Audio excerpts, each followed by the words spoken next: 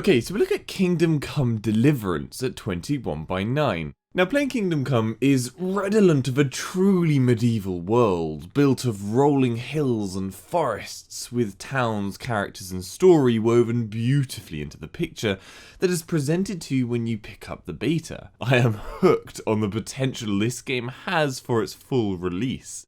So when thinking about where this is, I think straight away of Star Citizen. They're both ambitious games, looking to create absolutely immersive worlds, not giving any sacrifice to gameplay in order to ensure an experience players will not forget. Anyway, before I wind up lamenting about my time on this too much, let's cover the 21:9 support first. So the game has native ultra-wide support, with gameplay correctly showing off more on the sides of the screen.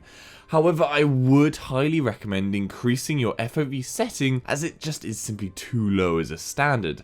Unfortunately, there is no built-in FOV slider though, so you will need to use a console input to change your desired level, but I'll explain how to do that in the description. It's really easy. The HUD correctly uses the entire screen, however the center compass and stamina bar are center screen, and I found this really means they take up too much space and they're just far too obnoxious. Combined with the inability to make the HUD smaller, they really just need to give you the option to move them to the sides of the screen, like stick the compass in the top left or bottom left of the screen and the stamina in the opposite corner, just out of the way but still easily viewable when you want. The main menu is 21:9. It's actually a live image of the main town in the game, and you can watch the textures load in whenever you load it up. The menu items also shift somewhat to the right of the screen, so there's no issues here. Now the in-game menus are 21:9 as well. The blur screen fade effect fills the entire screen. The menu items also shift to the edges. However, in this instance, I think it actually would be nicer if they were centered. There isn't really any point in having them off to the side. The other in-game menus, the map and inventory, etc., this is 16:9 with black bars. A shame really, but definitely better than having it stretched, and it will be a difficult thing to have full 21:9 support of, as there is so much artwork to it that you would really need to create a whole new ultra-wide image, or rework the layout in order to not screw up how it looks when it's displayed on a wider screen. But I definitely hope they do it, as jumping to 16:9 mid-game isn't fun. In-game cutscenes are 21:9. They feature pretty much exactly like The Witcher 3, close-up shots of people talking, standing still with one another. However, the initial load-up cutscene, which appears to be painted artwork explaining the history of where you are playing today, this is 21:9, but the image is zoomed, cropping off the top and bottom. There's no real problem, but I would rather black bars on the sides, purely so that you don't miss out on the full video, even though black bars are horrendous. Now, graphically, the game is absolutely phenomenal, as you can clearly tell, even with the horrendous YouTube compression. But with 21:9, there are some lighting glitches on the screen extremities, nothing too serious, but noticeable enough. Bar that though, pretty much no issues with 21:9 and screen rendering of the world can be seen. Graphically, with everything pushed to its highest possible settings, I got around 25 FPS at 3440 by 1440, which I honestly thought was rather good, as it's an early beta and it's 1440p, so it bodes well for potentially good optimization in the final game. Strangely though, even when running at supposedly 25 FPS, what struck me was that the characters were actually perfectly smooth, like 95 FPS smooth, whilst the environment surrounding the characters was being hit by the low FPS, so yeah, I don't really know what was going on. But the reason I opted for 3440 by 1440, 30 FPS, over 1080p for this video is I couldn't hit steady 60 FPS at either 1080 or 1440p on a GTX 980 Ti anyway, so I would have been recording at 30 FPS either way, just so those of you who prefer FPS over graphics understand my choice here. I was hitting around 55 FPS for the lowest settings on both 1080p and 1440p, and dipping significantly into the 30s for 1080 and sometimes the 20s for 1440. And again, another strange point performance-wise here is I really didn't find a massive difference between 1440p and 1080p while playing, not really sure why, but it was only about a 20 FPS boost with 1080p, which is rather small compared to normal. But again, it's a beta and these weird things are totally expected. It is also definitely not helped that there are very little graphics options settings, so you can't really customize the power requirement that greatly at the moment. Now, continuing on the graphics, they are just so gorgeous. Warhorse Studios has clearly put in a huge level of detail to make the world feel so real and absolutely quell any worries that this will, at least graphically, be any kind of failure. Just things like seeing the roots come out of the cut turf on the sides of the road. I just love that kind of detail. They have really put CryEngine to full use.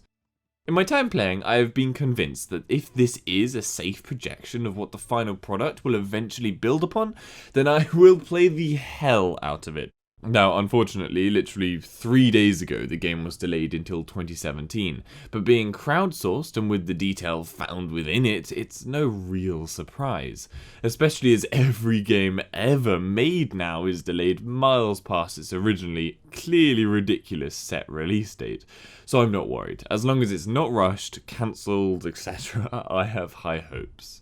So the story element of the game is that you're set in 15th century Europe, specifically 1403.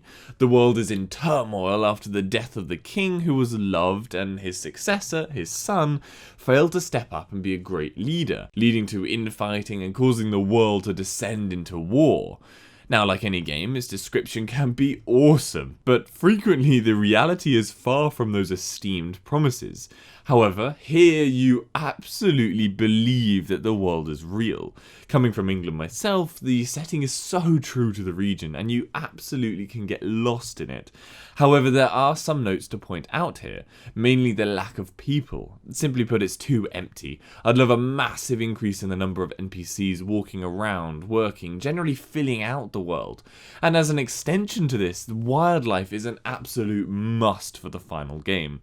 Imagine bears, wolves, boars filling out the picturesque landscape, which are also totally free to roam. However, I understand why there are few characters around now, as FPS just takes a dive when there is more than one other person on screen. Completely smashes my GPU when I'm in the army camp or in a big-ish fight. Secondly, the other points are really just beta limitations, and I've been given quite a funny workaround. The question of how to cut off a section of an open world to keep the player in bounds is dealt with the idea that you're actually in a reenactment. The lengths of metal fencing, portaloos and metal signs around the edge are a novel way of keeping you in, and very fitting for a game style as reenactments of this setting are so common in Europe. I really like that. On the point of the world size, the beta area is large, but definitely not overly so. I did quite comfortably roam the entire border, but from the sounds of it, the final release will boast serious mileage, which is fantastic. Unlikely to be anything like The Witcher 3, for example, but this is the first game of what I would expect, if it does well, a series. So I'm not expecting ridiculous maps, but nonetheless, I think it's not going to be something we'll be disappointed about. Now on the other side, the gameplay mechanics are very interesting.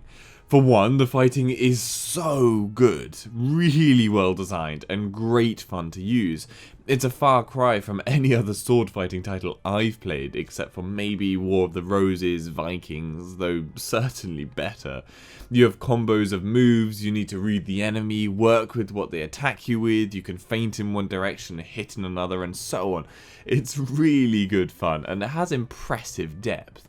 Now, being in beta stage, bug-wise, there is a lot going on. Many NPCs freezing, getting stuck, general glitching, game crashings a lot, failing to update, no clear button layout menu, things like when chatting to characters, they have yet to have their audio recorded for their voices, so they just sort of stand blankly and you just read their subtitles, which admittedly is kind of funny.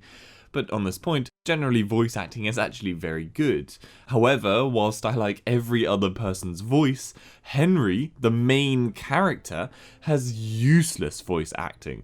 So dulled and uncaring, really hope this changes in the final game. And it could just be a stock placeholder at the moment, I don't know. But we have a long time until the release now, so lots can change. Other issues include like carrying a body can only be done for about 5 seconds before you actually collapse from lack of stamina. But the worst part of the game right now is the time jump ability. Like in many games, you can sleep or whatever to fast forward time, which is great, but in this it takes years for the hours to pass. Quite literally, it took me 7 real world minutes to pass 12 hours in game. Really slow. Now I have no doubt it's a bug, but due to the fact that the game has epic night scenes where it is actually pitch black and you need a torch and proper lighting to see anything, when it first happened I was completely lost in the middle of nowhere, and so I wanted to fast forward to morning. But yeah, when I stuck on the so-called fast forward, it was really a painful wait. Overall, the game is a great beta. There is a good set of things to do, though I got stuck at one point for ages and had to restart the game as I couldn't for the life of me work out how to progress, as the aim of giving you as little direction as possible does hamper your ability to progress at times. But yeah, it allows you to get a solid feel for the game, the music, the world, the gameplay. It's all great, and I'm really excited for the full release. I would definitely recommend it, though at the moment I would class the beta more as a visual feast rather than actual gameplay. It just is a gorgeous world to explore. Anyway, I'll be sure to keep you updated on the latest news on Kingdom Come Deliverance. I hope that gives you some information on how the game runs at 21:9. Give this video a like if you found it helpful, and subscribe for future info.